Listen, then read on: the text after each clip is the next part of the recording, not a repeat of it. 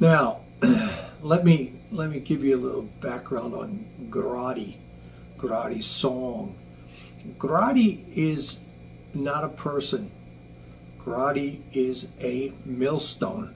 It is a huge millstone that was carved out of special rocks by some very special people.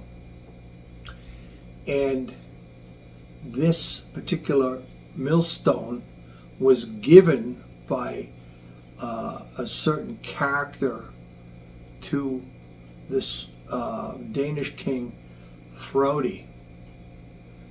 Now, the only problem is, you see, that nobody could make this millstone move to grind, because it was an enchanted piece of material. If you could grind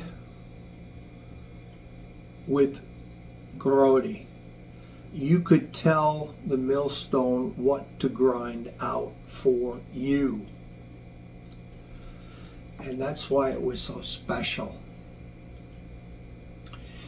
So Frodi one day decides he's going to go to a certain king in Sweden. Now, this certain king sells Frodi to slave women.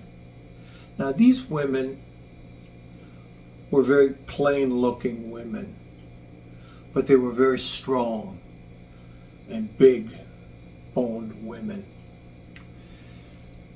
And in all fairness to them, they were, like I said, plain-looking. They certainly wouldn't have been nominated for any kind of a beauty pageant. And I'm not trying to be nasty there, but this is part of the story. He brings them back to Denmark with him, and he has them grinding on this stone because they could move it. The two of them together, when pushing together in unison, they would grind out what Frodi wanted. And what does Frodi want? He wants peace, not just in all of his kingdom, but in all of Scandinavia. But you see, that's just the start, because along with the peace for the people, himself, and the kingdom, he also wants gold. A lot of gold.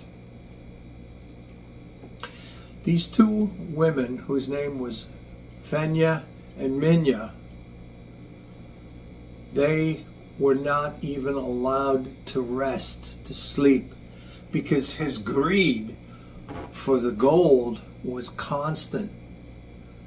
Because it was just happening for him, because these women were his slaves, and they were not allowed to stop. They were told if they stopped longer than it took for him to sing a song, they would be punished. Well, they kept grinding and grinding to the point where their feet were all bloody and blistered and cracked and sore.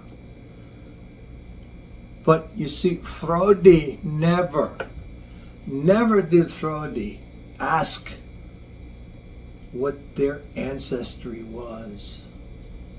You see, these two women were Jotun women, and they came from a long line that stretched back to the beginning of Ginnungagap. And it was these women, when they were younger, they were the ones who cut out Grotti, the millstone, and tossed it out to the world for men to have. Well, they didn't know about Frodi because he just kept pushing them and pushing these two girls.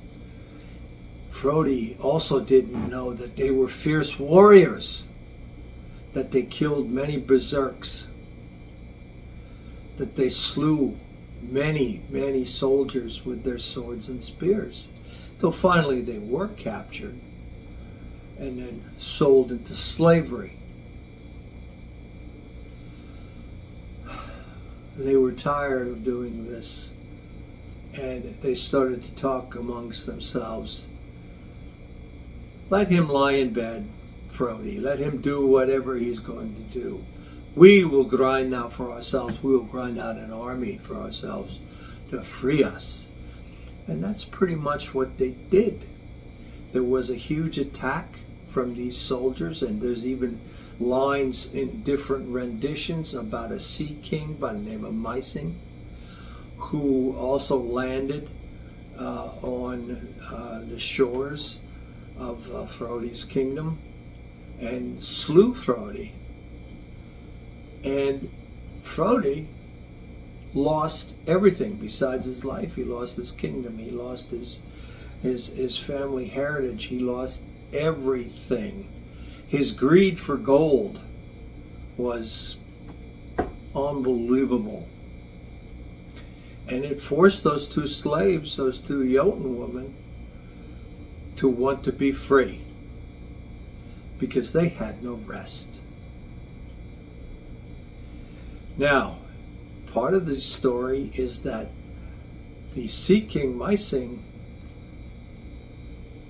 took the two women and the millstone on his ship with him, and he had them grind out salt while the boat and when they were sailing. It didn't take long for that boat to sink in the water, and the girls, the giant women, the Jotun women, they kept on grinding and grinding. And this is the reason some of our ancestors believe that we have whirlpools in the oceans and seas today. You see, the underlying point of slavery is greed. It's all about making money. Now, if you like this story, by all means give me a like, subscribe to the channel, and as always, be später taters.